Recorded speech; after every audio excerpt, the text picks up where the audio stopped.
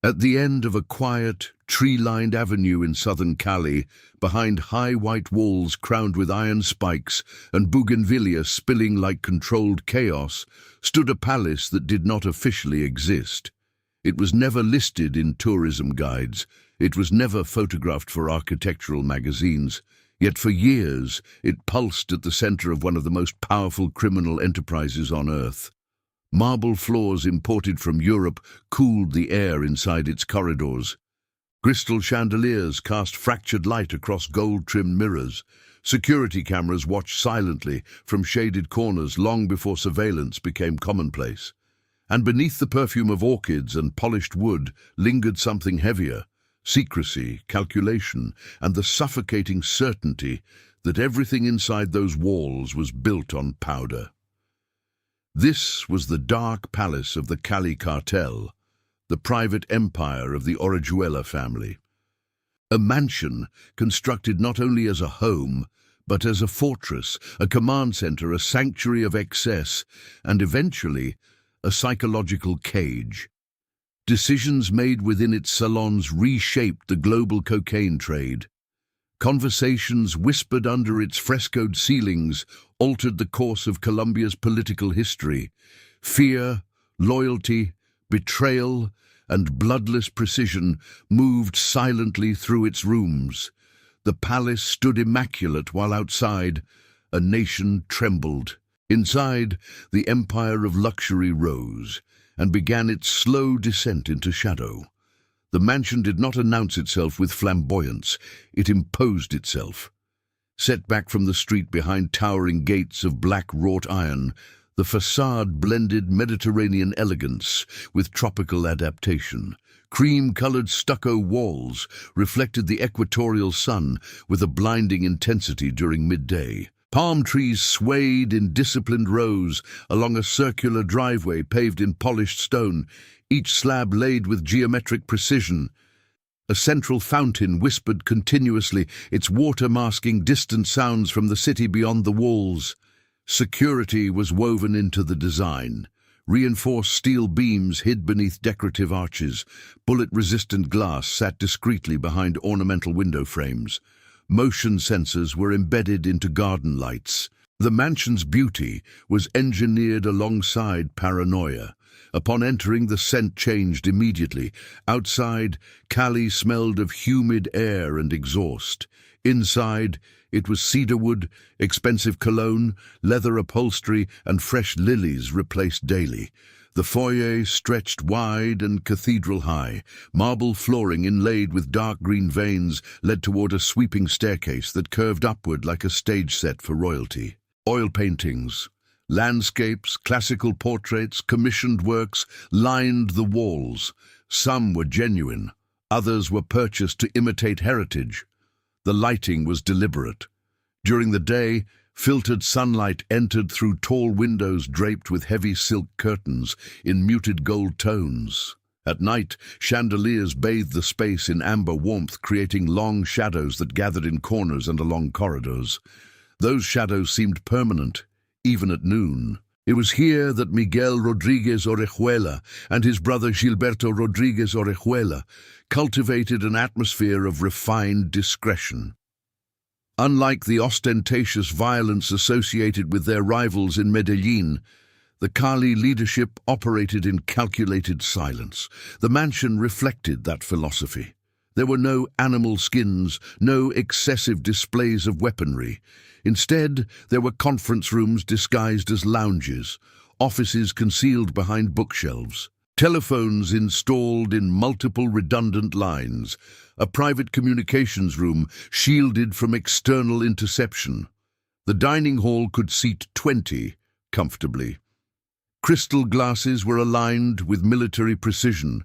Silverware bore custom engravings. Conversations over dinner were measured, voices rarely raised. Deals were finalized between courses. Political alliances were discussed beneath frescoed ceilings depicting pastoral calm. Upstairs, bedrooms extended along a corridor, muffled by Persian rugs, thick enough to silence footsteps. The master suite overlooked the gardens. Floor-to-ceiling windows offered a view of carefully sculpted hedges shaped into symmetrical patterns. The air conditioning hummed constantly, maintaining an artificial coolness against the tropical heat. The children of the Orejuela family grew within these walls. Their education was private, their routines controlled, their understanding of the outside world filtered through protection and secrecy. Birthdays were celebrated in the ballroom, where a live orchestra once played beneath cascading floral arrangements imported overnight. Laughter echoed against marble, yet even during celebration, security personnel rotated shifts beyond the gates. The mansion was not merely a residence, it was infrastructure. It was command architecture disguised as domesticity. Every corridor had a purpose. Every room contained layered function, a home that operated like a corporation that functioned like a state. Outside, Colombia in the 1980s and early 1990s was convulsing with cartel warfare. Bombings, assassinations, political corruption and extradition battles shook the country's institutions. Yet inside the palace, meetings were conducted with clinical patience. The Cali Cartel perfected infiltration rather than confrontation. They invested in influence, not spectacle. And so the mansion absorbed everything: the profits, the strategy, the silence. Even the walls seemed to listen. The swimming pool, illuminated at night by submerged blue lights, reflected the sky like fractured glass. Music from private gatherings drifted across the gardens, blending with the chirping of insects. Occasionally, helicopters could be heard faintly in the distance. State surveillance, perhaps, or simply the city's restless noise. Inside, however, the temperature never changed. There was an unsettling stillness to the place. Staff moved quietly. Guards communicated through discreet earpieces. Curtains rarely opened fully. The palace functioned as both sanctuary and nerve center, designed to project permanence in a world defined by volatility. Power, inside those walls, felt insulated, controlled, eternal. But permanence in the world of narcotics empires is always an illusion, and the mansion, though built to withstand intrusion, would soon become a theater for escalating tension, suspicion, and invisible fractures. The architecture of power had been perfected. The architecture of fear was still forming. Night fell differently over the mansion. The heat of Cali lingered after sunset, pressing against the outer walls like an unseen force. Inside, however, the air remained cool and controlled, almost unnaturally so. The heavy curtains were drawn before darkness fully settled, sealing the interior from the outside world. Lamps replaced daylight. Shadows deepened. Sound softened. In the main study, a room paneled in dark mahogany imported from Europe, the atmosphere shifted after dusk. The desk was wide, polished to a mirror sheen, its surface almost always immaculate. Behind it, tall shelves held leather-bound volumes: law, economics, political theory, classical literature. The selection projected intellect and legitimacy. Hidden behind one shelf, activated by a pressure latch disguised as decorative molding, was a secondary communications room. It contained encrypted phone lines, secure radios, and files cataloging shipments, contacts, routes, and coded financial trails. Miguel Rodriguez Orejuela favored this room for private consultations. His demeanor was composed, measured, rarely animated. His voice seldom rose above a conversational tone. The discipline inside the study contrasted sharply with the chaos that characterized the broader drug war unfolding across Colombia. Decisions about distribution networks to the United States and Europe were debated beneath the soft glow of brass desk lamps. Maps were unfolded across the polished wood. Numbers were recalculated, contingency plans refined. Gilberto Rodriguez Orejuela preferred the adjoining lounge, furnished with cream leather sofas and a low glass table that reflected the chandelier above it. Here, discussions about political influence took place, negotiations involving businessmen, intermediaries, and figures whose names would later appear in national scandals. The Cali Cartel's strategy was based on infiltration rather than open warfare. Bribery replaced bombs, influence replaced spectacle. The mansion became the physical embodiment of that doctrine. Footsteps in the corridor outside were always deliberate. Guards rotated in silence. Staff were instructed to avoid eye contact during meetings. The sound of ice settling in crystal glasses occasionally punctuated conversations that otherwise remained restrained and clinical. A faint scent of tobacco drifted through the room, absorbed into curtains that had witnessed countless strategic deliberations. Outside the palace gates, Colombia was entering one of its most volatile chapters. Following the death of Pablo Escobar in 1993, the Medellin cartel's collapse left a vacuum. The Cali Cartel ascended to dominate nearly 80% of the world's cocaine supply. The mansion absorbed that ascent like a deep breath, steady, controlled, outwardly unshaken. Yet with expansion came heightened scrutiny. Televisions in a private upstairs sitting room were rarely turned on loudly. News reports were monitored in near silence. Government announcements regarding extradition policies were discussed immediately within the study below. The threat of extradition to the United States loomed as the ultimate fear, not death, but removal, isolation, permanent displacement from Colombian soil. The mansion's security intensified. Additional cameras were installed along perimeter walls. Vehicles entering the driveway were inspected beneath portable mirrors. A secondary exit route was prepared through a concealed garage system that connected to an adjacent property purchased quietly under another name. The children sensed change before they understood it. Conversations stopped abruptly when they entered rooms. Doors were locked more frequently. Laughter during family gatherings became shorter, thinner. The palace, once echoing with orchestral music during celebrations, grew more restrained. Even the swimming pool lights were turned off earlier in the evenings. In the underground level, a space not visible from the exterior, reinforced storage rooms housed financial records and contingency reserves. The walls were thicker there. The air felt denser. Fluorescent lights flickered faintly. It was in these rooms that the scale of the empire became tangible. Ledgers tracking shipments in tons, coded references to international ports, investment portfolios spread across legitimate industries. But paranoia began to infiltrate the architecture. In 1994, revelations emerged about campaign contributions to Colombian President Ernesto Samper, allegedly linked to cartel money, a political scandal that shook the nation. Inside the mansion, tension crystallized. Meetings extended deeper into the night. Windows remained closed even during daylight hours. Telephones were checked repeatedly for interference. The sense of insulation began to fracture. Whispers replaced direct speech. Staff were replaced quietly if loyalty was questioned. The palace, once a symbol of quiet dominance, started to resemble a sealed chamber. Rainstorms intensified the mood.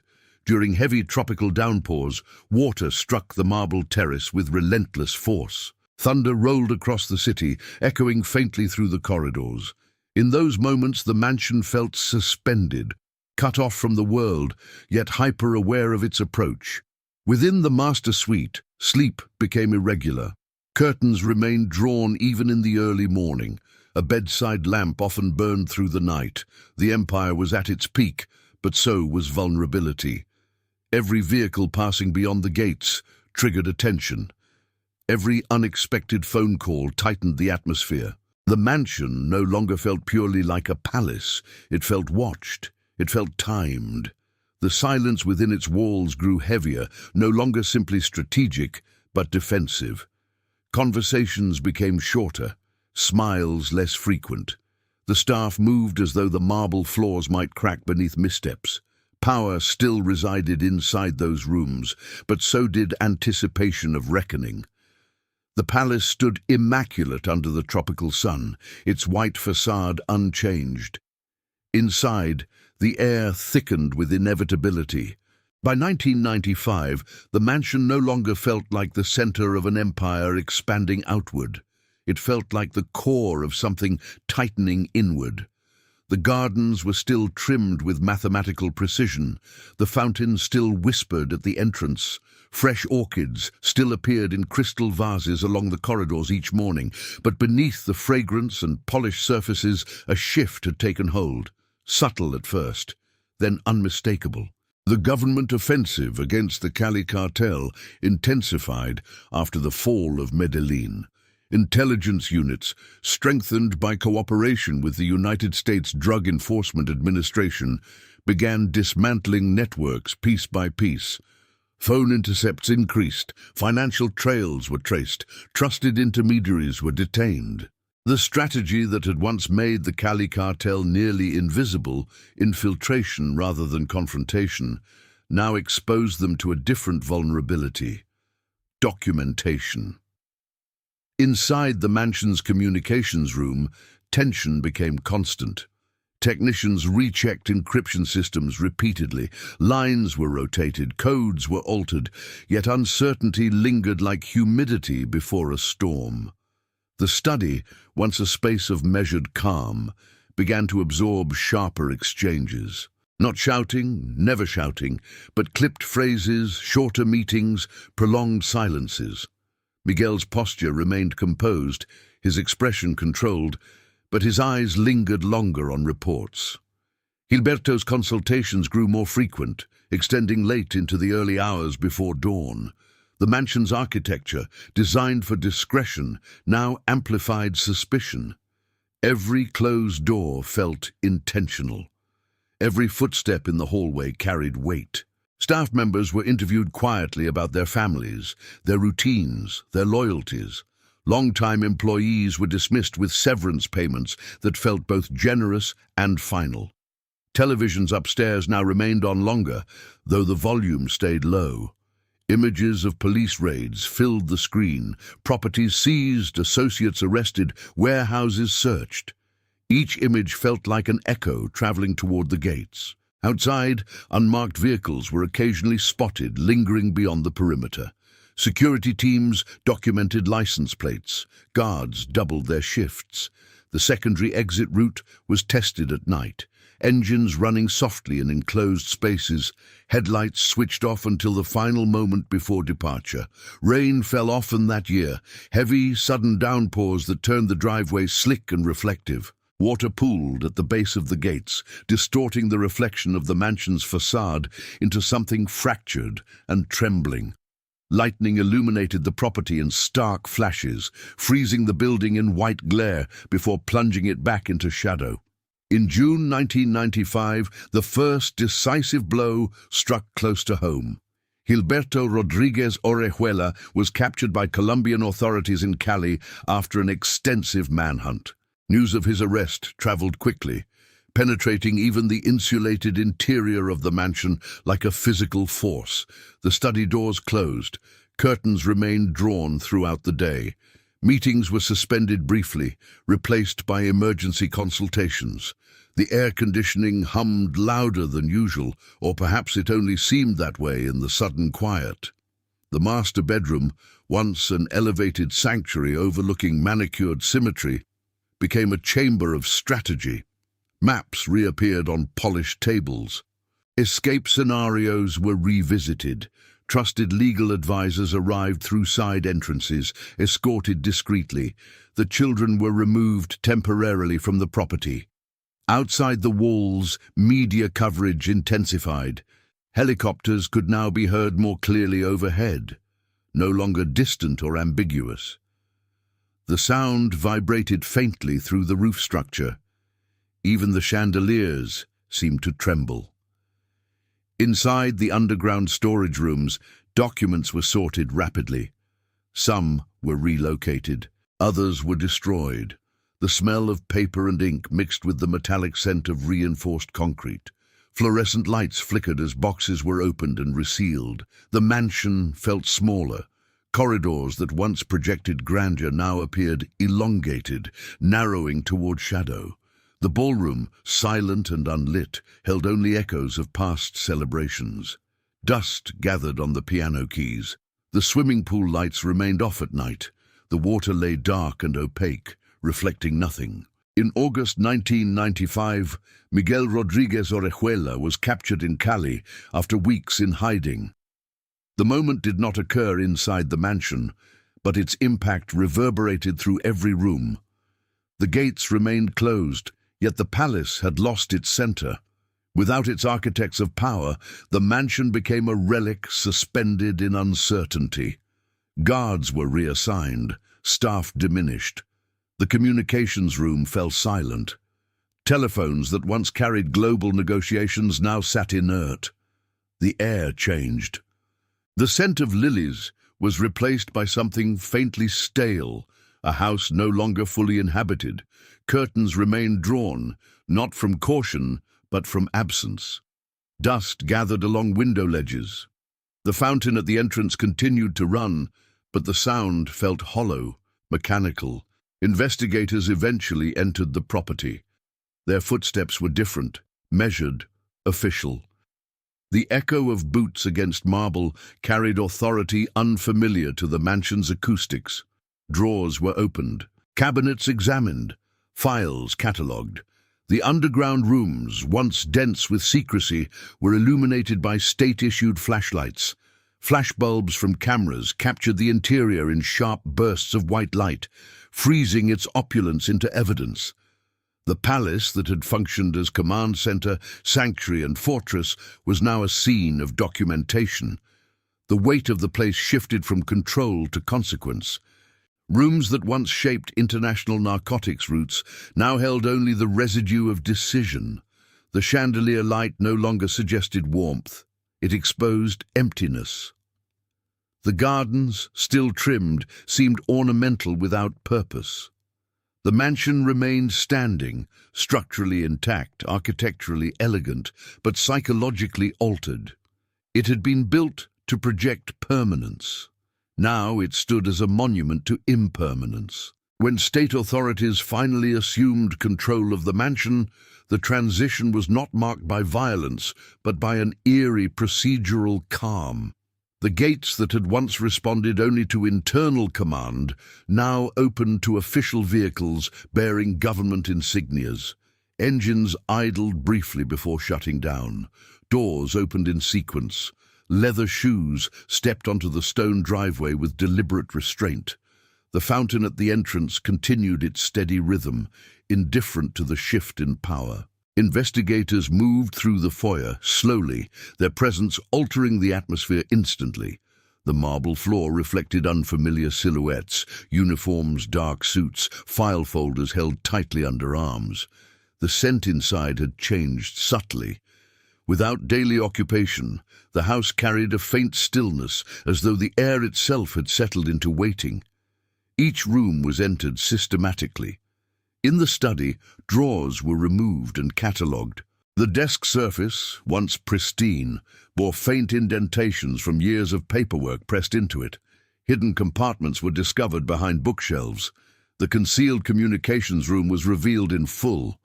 Banks of equipment, encrypted lines, recording devices, redundant wiring systems were photographed from multiple angles. Every switch and label was documented. The technological sophistication inside that quiet residential space confirmed what authorities had long suspected. This mansion had functioned as a nerve center. The leather chairs still bore the subtle creases of long occupation. On a side table, a crystal ashtray remained, its contents undisturbed. Curtains were drawn back for the first time in months, allowing harsh daylight to spill across the room. Dust particles floated visibly in the sudden brightness, drifting through beams of sunlight like suspended evidence. Upstairs, bedrooms were inspected with equal precision. Wardrobes were opened, personal effects inventoried. Photographs of family gatherings, birthdays, formal events, private celebrations were carefully removed and stored. The contrast between domestic intimacy and the magnitude of the criminal enterprise created a quiet tension within each room. Beds were still made, pillows aligned perfectly. The master suite retained its panoramic view of manicured gardens, yet now the windows framed a property under surveillance rather than command. In the ballroom, silence lingered heavily. The polished floor reflected the investigators as they crossed it in straight lines, their footsteps echoing faintly against high ceilings once filled with music. The grand piano stood closed, its lacquered surface mirroring overhead lights. No dust had yet gathered there. The house had not been abandoned long enough. It was a residence interrupted rather than decayed. Outside, the gardens were mapped. Perimeter security systems were dismantled and analyzed. Hidden cameras were extracted from their casings along the walls. Wiring ran discreetly beneath hedges and through stonework, confirming the architectural integration of defense and aesthetics. Even the irrigation system concealed additional conduits. The underground storage rooms revealed the true scale of the operation. Safes were opened under supervision. Financial documents were seized, coded ledgers detailing transactions that spanned continents. Properties purchased under aliases were traced. Shell companies linked to legitimate businesses were identified. The reinforced walls of these rooms, once symbols of security, now amplified the sound of official footsteps. The air underground felt colder. Fluorescent lights buzzed faintly overhead as investigators catalogued stacks of paper, computer disks, and financial records. The scent of ink and paper mixed with concrete dust disturbed during inspection. It was here, beneath the ornamental elegance of the upper floors, that the Empire's mechanics were laid bare. News cameras gathered outside the gates in the days that followed. Though the property itself remained shielded from public view, aerial footage captured glimpses of the mansion's roofline and gardens. The image of luxury associated with the Cali Cartel began to circulate widely. The palace, once insulated from public scrutiny, had become a symbol. Inside, government officials debated the fate of the property.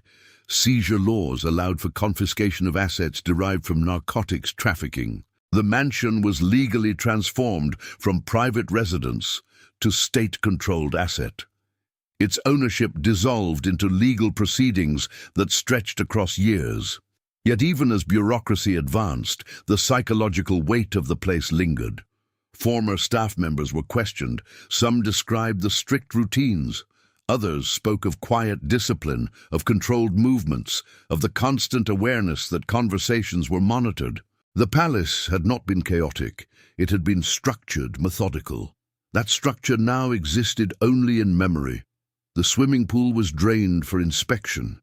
Its blue tiles, once illuminated at night, were exposed to stark daylight. Waterlines marked the interior surface like rings in a tree trunk, silent testimony to time passed within the enclosure of wealth. The mansion no longer hosted strategy meetings. No political intermediaries arrived through side entrances. No late-night consultations occurred behind mahogany doors, yet the architecture retained an imprint of purpose. Rooms felt as though they remembered their functions. At dusk, when the sun dipped behind Cali's distant hills, the facade glowed softly in amber light. Without daily maintenance, small imperfections began to emerge. Hairline cracks in stucco, leaves gathering along the driveway, faint discoloration near the fountain's base. The palace had shifted from active power to suspended artifact. Its walls had contained conversations that influenced international narcotics distribution, political controversies, and law enforcement strategy. Now, they contained only echo. The gates remained closed, but for different reasons. Inside, the air felt heavier, not with secrecy, but with aftermath. Time altered the mansion more profoundly than any raid. Months turned into years as legal proceedings unfolded. The Orejuela brothers were extradited to the United States in the early 2000s after prolonged judicial battles. Their sentences marked the formal collapse of the Cali Cartel's centralized command. Yet the mansion remained in Cali, physically intact, suspended between memory and redefinition. Without daily occupation, silence expanded. The fountain at the entrance was eventually turned off. The water basin, once alive with constant motion, became still. Leaves gathered on its surface. The iron gates showed faint signs of oxidation, where tropical humidity settled overnight. The bougainvillea along the walls grew uneven, no longer trimmed with calculated symmetry. Inside, the air grew stale. Curtains remained half-drawn, filtering sunlight into dim corridors that smelled faintly of dust and aged wood. Marble floors, once polished daily, lost their reflective brilliance. Footsteps echoed louder in emptiness. The ballroom stood inert. No orchestra, no conversations murmured beneath chandeliers. Light fixtures flickered occasionally when electricity cycled through aging wiring. Rooms that once operated as nodes in a global trafficking network became static spaces. The study, stripped of equipment, felt smaller. The bookshelf that concealed a communications chamber now stood exposed, its mechanism disabled. The hidden room behind it remained, a hollow compartment with disconnected cables and empty racks where encrypted devices once hummed. The underground storage rooms were cleared of documents long ago, yet the reinforced walls retained a colder temperature than the upper floors. The absence of paperwork made the space feel cavernous. Fluorescent fixtures cast pale light across concrete surfaces, marked by faint impressions where safes had stood. Outside the property, Cali continued to evolve. The city moved forward economically and culturally, reshaping its identity beyond the years of cartel dominance. But within the perimeter walls, time seemed layered rather than linear. The mansion held its past in architecture. Neighbors avoided direct discussion of the estate. Its presence remained heavy, not abandoned, but historically charged. Occasional maintenance crews entered to preserve structural integrity. Their movements were practical, detached. They repaired cracks, cleared drains, repainted sections of facade. Yet no renovation altered the deeper imprint of what had transpired inside. The psychological weight of the mansion did not stem from overt violence within its rooms. There had been no firefights in the foyer, no explosions against its walls. Instead, its burden derived from decisions, quiet, calculated decisions that reverberated globally. Conversations conducted beneath its chandeliers had shaped supply chains, stretching from South American jungles to North American cities. Financial approvals signed at its desks had fueled corruption, destabilized institutions, and redirected national policy debates. The palace had functioned as a silent command post. That silence lingered. When evening fell, shadows returned to familiar corners. The long corridor upstairs still narrowed visually toward darkness at its far end. The master suite's panoramic windows continued to frame the gardens, though the hedges grew less symmetrical over time. The swimming pool, refilled and maintained intermittently, reflected the sky without the laughter that once animated its surface. There were no longer encrypted phone calls, no guarded meetings in leather-upholstered lounges, no orchestrated celebrations under cascading floral arrangements. Yet the architecture preserved the atmosphere of restraint, the sense that conversations had once stopped abruptly when doors opened. In the broader historical record, the Cali Cartel's dismantling marked a shift in Colombia's narcotics landscape. Fragmentation replaced centralized control, smaller organizations emerged, violence patterns changed, international cooperation intensified. The mansion, however, remained a fixed coordinate in that transformation, a physical reminder of an era defined by quiet influence rather than overt spectacle. Its opulence had been designed to project permanence. Instead, it illustrated impermanence. Walls built to conceal strategy ultimately preserved it in memory. Security systems designed to prevent intrusion could not prevent legal reckoning. Marble and crystal proved durable. Power did not. Today, the property stands as architecture without empire, a structure stripped of function yet saturated with narrative. Light still filters through tall windows each morning. Rain still strikes the terrace during tropical storms. Wind still moves through palm fronds along the driveway, but the weight inside is different. It is the weight of aftermath. The mansion no longer commands. It endures. The story it holds remains embedded in its corridors, not spoken, not visible, but present in the geometry of its design and the silence of its rooms. Within those walls, luxury once masked calculation. Now only space remains.